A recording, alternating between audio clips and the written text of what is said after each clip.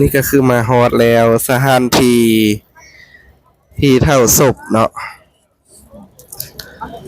ของประเทศอินเดียเนาะคน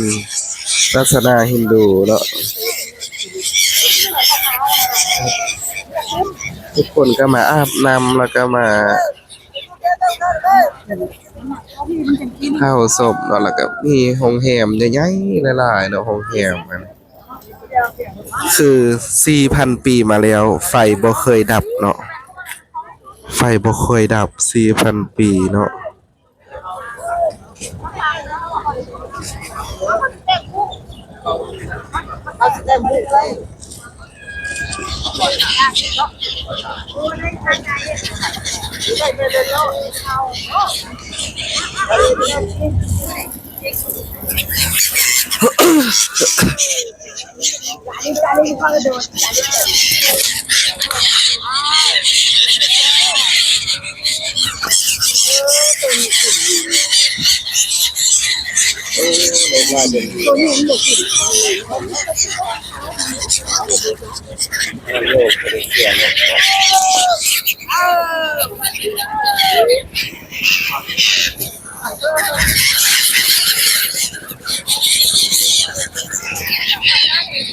อย่าครับ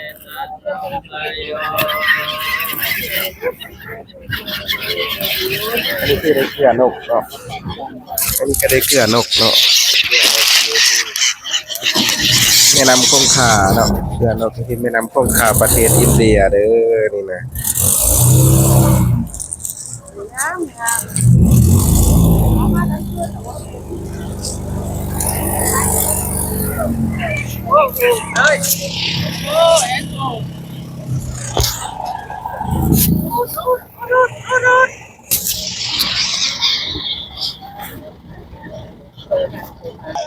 อันนี้มีออกเพิ่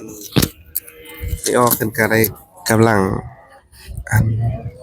บูชาดอกไม้เนาะ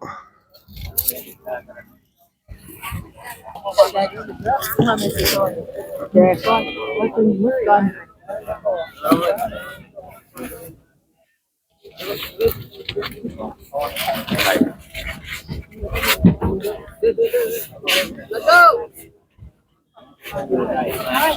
Lata mada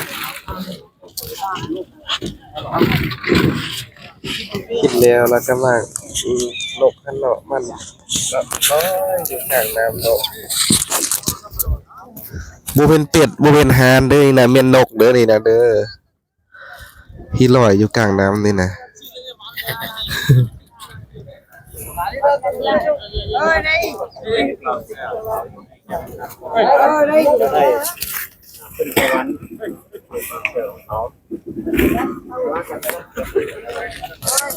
ก็หลายลำเนาะ3 ลำ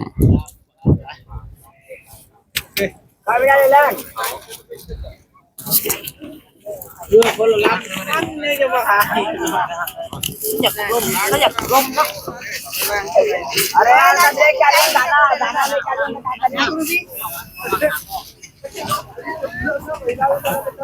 คนละลังเขาจะยังประกาศ